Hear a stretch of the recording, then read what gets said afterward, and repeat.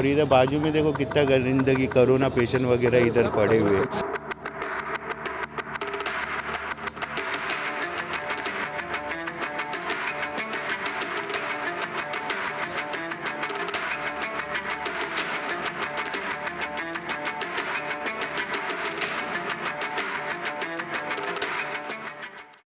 नमस्कार, भारत की बात में आपका स्वागत है। मैं हूं भारत कविरत्न।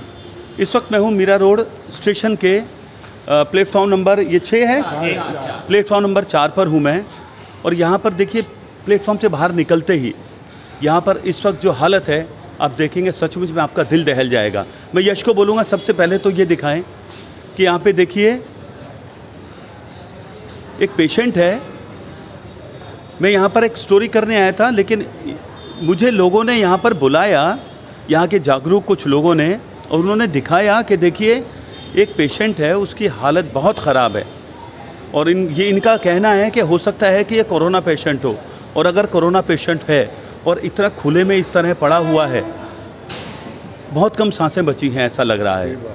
तो अब यहाँ पर जो जागरूक लोग मुझे बुला के लाए हैं, मैं उनसे बात करता हूँ कि आप लोगों का ध्यान कैसे गया। हाँ भाई साहब, बोलिए आप। कौन बोलेंगे आप? जो भी बोलेंगे आप। वो जो है ना आपका जो भी है ना, बस इनके ऊपर जरा एक्शन ले लीजिए।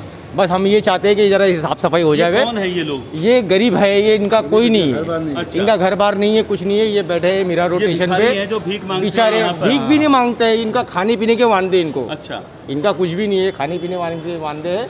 इनका घरदार नहीं है, बस ये मीरा रोड स्टेशन को घर बना के रखे हैं। ऊपर देख लो, इसका वक्त भी खराब सत्यानाश हो चुका है। पूरा मक्खियाँ बिन बिना। ये देखिए, ये हिसाब से लोगों ने यहाँ पे खुद बेचारों ने इनिशिएटिव लिया है, और यहाँ पर सब निकल जो हालत है। हाँ, हमको खुद को अच्छा नहीं लग रहा है, ये चीज़ हो रही है। मीरा भाईंदर महानगर पालिका, चिकित्सा विभाग और यहाँ के जागरूक नगर सेवक और नेता इस वीडियो को देखें और ये सोचें कि वो यहाँ पर क्या कर सकते हैं।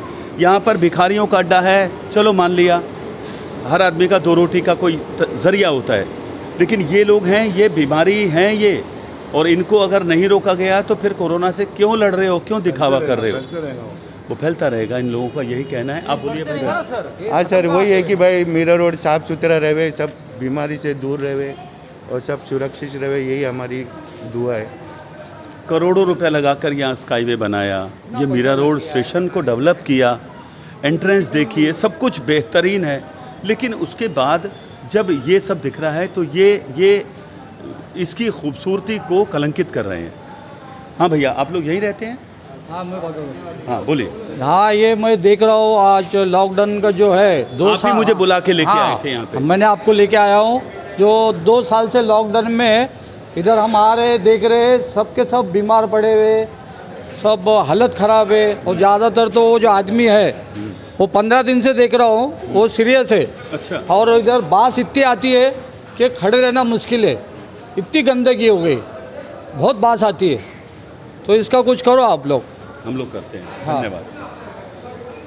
तो देखिए, अब यहाँ के सबसे पहले तो जो पुलिस, रेलवे पुलिस वाले हैं उनसे बात करेंगे, और यहाँ के जो रेलवेज़ के अधिकारी हैं उनसे बात करेंगे।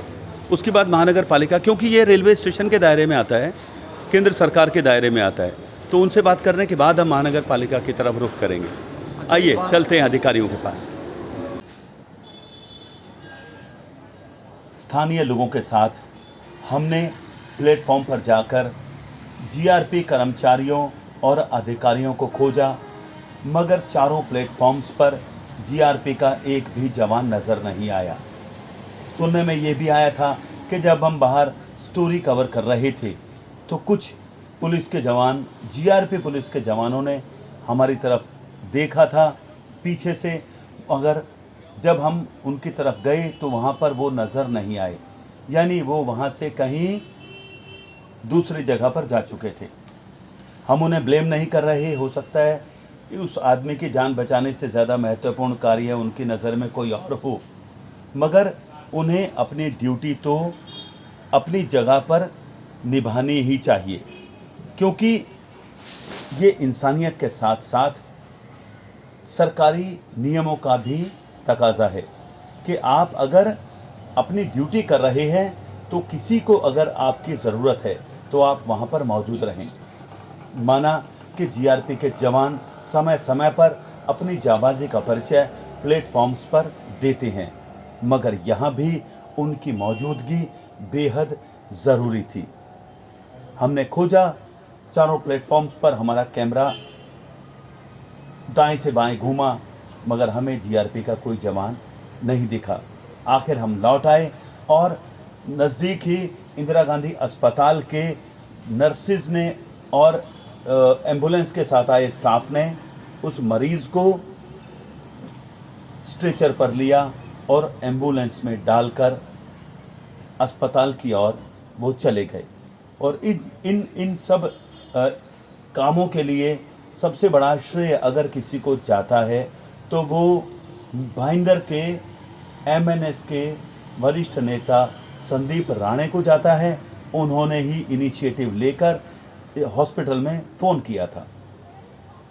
ये देखिए, स्टेशन से बाहर आ गए, मरीज़ को स्ट्रेचर पर डालकर बाहर लाए एम्बुलेंस तक।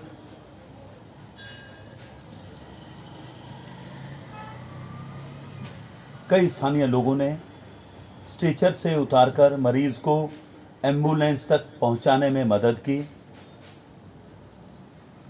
और हम यही दुआ करेंगे कि यह मरीज़ सही इलाज पाए और स्वस्थ होकर बाहर आए।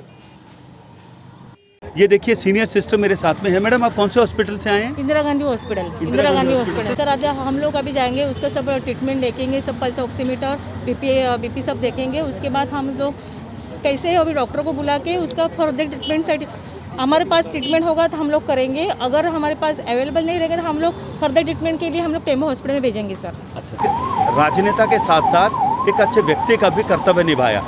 राणे साहब, बहुत बहुत भारत की बात आपको धन्यवाद देता है इस बात के लिए। और ये आपने जो काम किया, ये सचमुच में लगता है कि एक जिम्मेदार व्यक्ति का काम आपने किया नेता से पहले। देखो, ये तो क्या है, हम लोग का एक फ़र्ज़ है, एक इंसानियत का जो फ़र्ज़ बोलते हैं वो मैंने अदा किया है। मैं आया था यहाँ पे शहीद कौस्तुभ राणे जी को श्रद्धांजलि देने, मेरे साथ सभी टीम थे मेरे साथ में।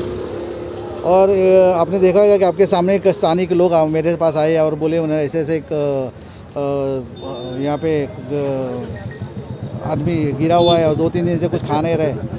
तो मैं इमीडिएट मैंने प्रकाश जाधव साहब जो हमारे टेम्बो हॉस्पिटल के और नगर पालिका के जो चीफ है मेडिकल, उनको मैंने फ़ोन करके ताबड़तोड़ इंदिरा गांधी हॉस्पिटल से मैंने एम्बुलेंस मंगवा के वो उस आदमी को मैंने इंदिरा गांधी हॉस्पिटल में भर्ती कर दिया है। ये देखो क्या है, इसमें आभार मानने की ज़रूरत नहीं है, अपना इंसानियत का नाता है। अपना इंसानियत का नाता अपने को भूल के चलेगा नहीं।